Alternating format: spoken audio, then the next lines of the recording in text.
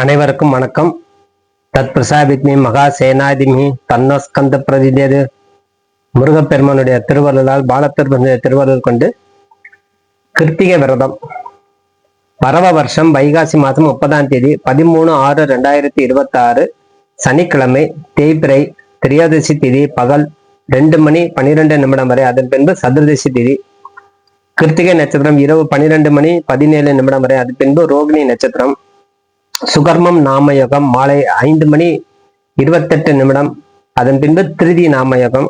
வனசை கரணம் பகல் 2:12 வரை. அதன் பின்பு பத்திரை கரணம். இன்று நாள் முழுவதும் அமிர்த யோகம். இந்த கிருத்திகை விரதம் மற்றொரு விசேஷம் மாத சிவராத்திரி. இன்றைய தினம் இரு விசேஷங்கள், கிருத்திகையும் மாத சிவராத்திரி. அப்ப சிவபெருமானுக்கும் முருகப்பெருமானுக்கும் இணைந்த காலம். இன்றைய தினம் சனிக்கிழமை, கிருத்திகை நட்சத்திரம். அதனுடைய தன்மை வைகாசி மாசத்துல வரக்கூடிய கிருத்திகை மிகவும் சிறப்பு உகர்ந்த காலமாக சொல்லணும். இந்த நாளில் விரதம் இருந்து முருகப்பெருமானை வழிபாடு செய்வதால் அனைத்து விதமான தடைகள் நீங்கும். செவ்வாய் தோஷம் போன்றவற்றை பாதிப்புகள் இருந்தால் குறையும்.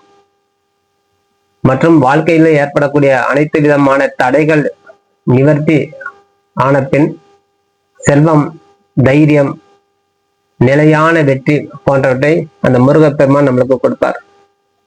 அதனால இந்த வைகாசி மாசம் வரக்கூடிய கிருத்திகை விரதம் முக்கியத்துவம் சொல்றோம்.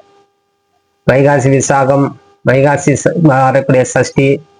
அதனால முருகப்பெருமானுடைய அனைத்து விசேஷம் இந்த வைகாசியில ரொம்ப ரொம்ப கால சிறந்தது.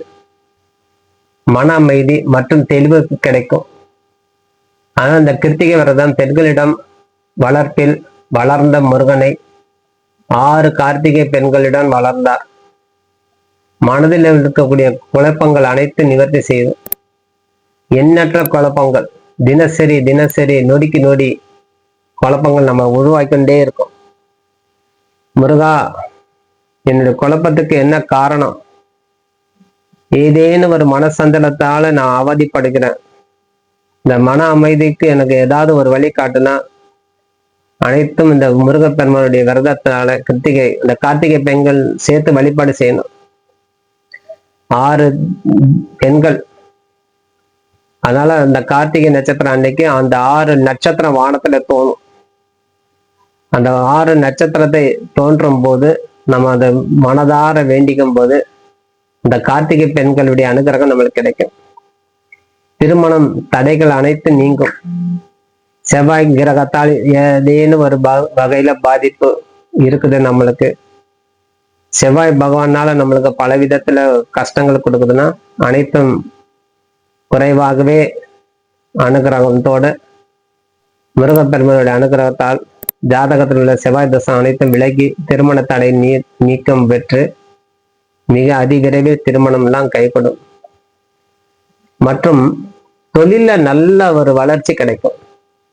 தொழில நல்ல வளர்ச்சி, நிலப்புலங்கள் நல்லா கிடைக்கும். சொத்து சுகம்லாம் நம்மளுக்கு அமையல, எல்லாமே நம்மளுக்கு இருக்குது. ஒரு வீடு அமைய மாட்டேங்குது, என்ன செய்யறது, குழப்பமாக இருக்குது.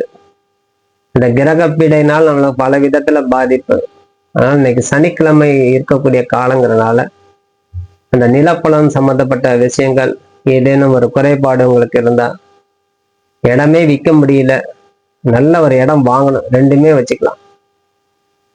அத்தனை முருகப்பெருமான் முறையாக குறைகள் வைத்து அந்த சிக்கல் இருந்து நம்மளுக்கு விடுதலை கொடுங்க அப்படி சொல்லி வேண்டும் போது இந்த தொடர்பான சிக்கல்கள் தீரும், செல்வம் பெருகும். இந்த விரதத்தினுடைய உதாரணம் அதுதான்.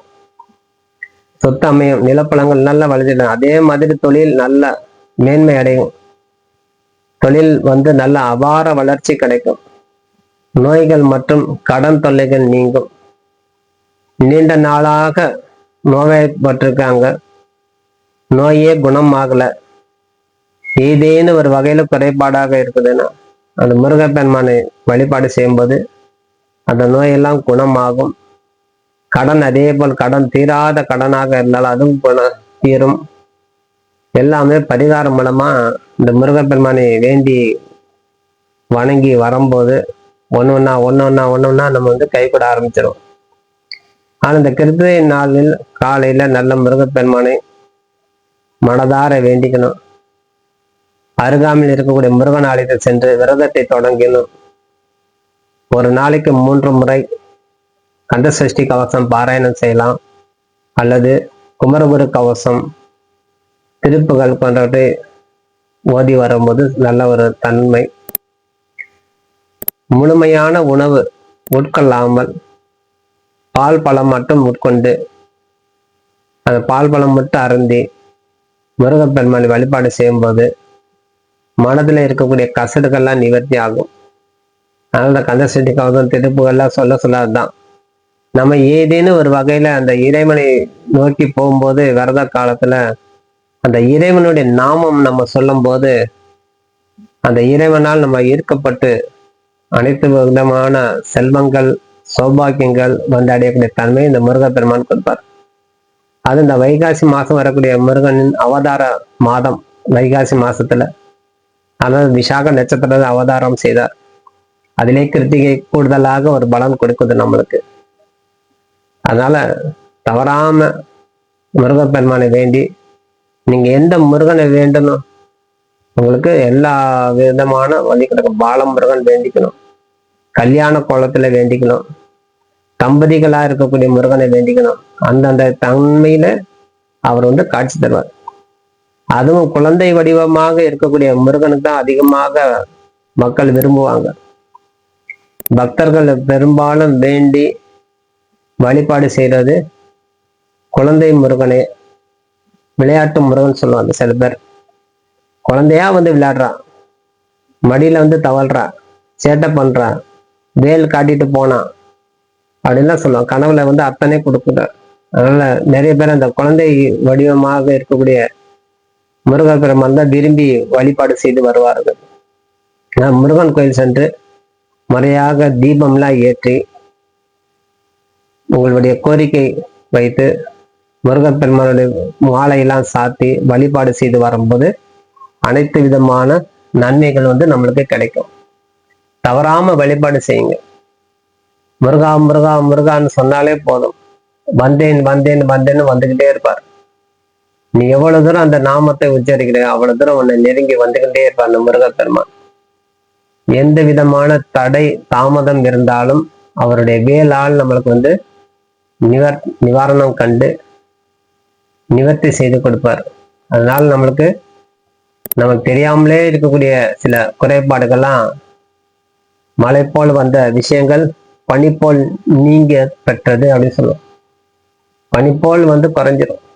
அதனால முருகப்பெருமான் ஆலயம் சென்று கிருத்திகை அபிஷேகத்துல கலந்து கொண்டு பால் பழம் பஞ்சாமிர்தம் இளநீர் போன்ற அபிஷேகத்தை கொடுத்து ஏதேனும் உங்களால முடிஞ்ச சக்கரை பொங்கல் வெண்பொங்கல் ஏதேனும் உங்களால முடிஞ்ச நைவேத்தியம் செய்து சிகப்பு மலர்களால் அர்ச்சனை செய்து வரும்போது அனைத்து விதமான தோஷங்களும் வந்து நிவர்த்தி ஆகும். ஆகவே தவறாம வழிபாடு செய்யுங்க. 2வது விசேஷமாக வைகாசி மாசத்துல வரக்கூடிய மாத சிவராத்திரி.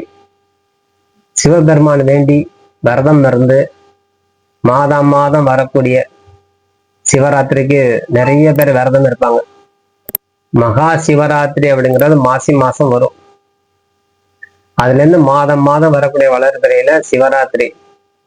இந்த சிவபெருமானை வழிபாடு செய்யும் போது அது வளர்பிறையில மனதுல எண்ணற்ற மகிழ்ச்சி.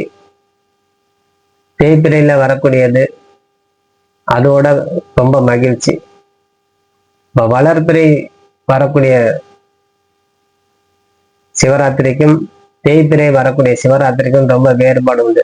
அதனால தேய்பிறையில தான் மகா சிவராத்திரி, அதான் மாத சிவராத்திரி. அதனால சிவபெருமானை மனதார வேண்டி வரணும்.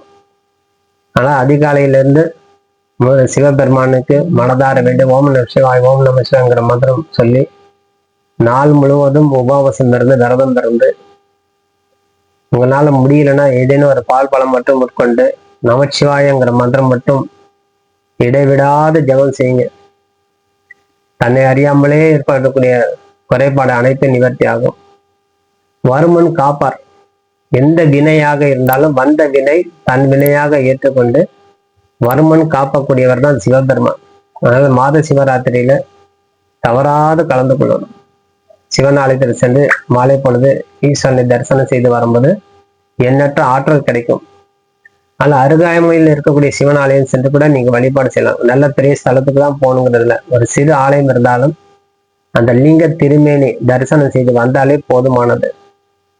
நல்ல மாலை நேரத்தில் சிவன் சன்னதியில நல்ல விளக்கேற்றி சிவபுராணம் சொல்லி கோளாறு பதிபகம் போன்றவற்றை சொல்லி வரும்போது அனைத்து விதமான பதிபங்கள் பாடுவதால் பக்தியோட சென்று வழிபாடு செய்து வரும்போது அனைத்து விதமான நற்பலங்கள் கிடைக்கும். அதனால இந்த சிவராத்திரிக்கு வழிபாடுகள் தடைகள் விளக்கும், மன அமைதி கிடைக்கும், நீண்ட ஆயுள் கிடைக்கும், ஆரோக்கியம் கிடைக்கும், குடும்பத்தில் ஐஸ்வர்யம் கிடைக்கும். அதனால இந்த விரதம் கடைபிடித்து வரவங்களுக்கெல்லாம் தெரியும், இந்த சாஸ்திரம் தெரியணும். இந்த மாத சிவராத்திரி நம்ம என்ன செய்ய போகுது, மாத சிவராத்திரி நம்ம என்ன அடைகிறோம்னா ஆயுள் கிடைக்குது, நீண்ட ஆயுள் கிடைக்கும். நம்மளுக்கு என்ன பூரண ஆயுசு கடவுள் நிர்ணயம் செஞ்சிருக்கிறாரோ அது கிடைக்கும். அந்த ஆயுள் வாழ்ற வரைக்கும், இந்த உயிர் வாழ்ற வரைக்கும் ஒரு ஆரோக்கியம் வேணும், அதுவும் கொடுப்பார். இந்த குடும்பத்துல வாழும் போது நம்மளுக்கு ஒரு சகல விதமான ஐஸ்வர்யம் வேணும். அப்ப பொண்ணு பொருள் ஆடை ஆபரணம் வீடு மனை வண்டி வாகனம் அனைத்தும் கொடுக்கும். அது ஐஸ்வர்யம், ஐஸ்வர்யம் கொடுக்கும். ஆனால் இந்த விரதத்தை முறையாக கடைபிடித்து மாதம் மாதம் வரக்கூடிய தேய்பிரையில சிவபெருமான் ஆலயம் சென்று விரதம் மூலம் அறியாமல் செய்த பாவங்கள் கூட குறையும். தெரிஞ்சு செஞ்ச பாவம் நம்மளுக்கு தெரியும், இந்த பாவம் நம்ம பண்ணியிருக்கிறோம், இந்த துரோகம் நம்ம பண்ணியிருக்கிறோம், இந்த உயிரை நம்ம கொண்டிருக்கோம், அது நம்ம பாவம் செஞ்சிட்டோம்னு தெரியும். ஒரு நாளுக்கு ஏமாத்திட்டோம் பாவங்கிறது நம்மளுக்கு தெரியும். ஆனா தெரியாம நடக்கக்கூடிய பாவம் கூட நிவர்த்தி ஆகும் அந்த மாத சிவராத்திரியில. அதனால தவறாம இந்த வைகாசி மாசம் வரக்கூடிய சிவராத்திரிக்கு சிறப்பு வழிபாடு எல்லாம் செய்து விரதங்கள் முழுமையாக கடைபிடித்து பலவிதமான நன்மை பெற்று வாழ்வாங்க வாழணும். உங்கள் வாழ்க்கையை நீங்க வளமாக்கி கொள்வது உங்களுடைய கையில. அதனால நீங்க இந்த சிவபெருமான ஆலயம் சென்று தவறாம வழிபாடு செய்யணும். இன்றைய தினம் 2 விசேஷங்கள், முருகப்பெருமானுடைய கிருத்திகை, மாத சிவராத்திரி. ஆகவே இந்த 2 விசேஷத்திலும் கலந்து கொண்டு இறைவனுடைய பரிபூரண திருவருள் பெற்று வாழ்வாங்க வாழ எல்லாம் வல்ல முருகப்பெருமானை சிவபெருமானை வேண்டி விடைபெறுகிறேன். நன்றி, வணக்கம். ஜெய்பாலா, ஜெய்பாலா, ஜெய்பாலா. வாழ்க வளமுடன்.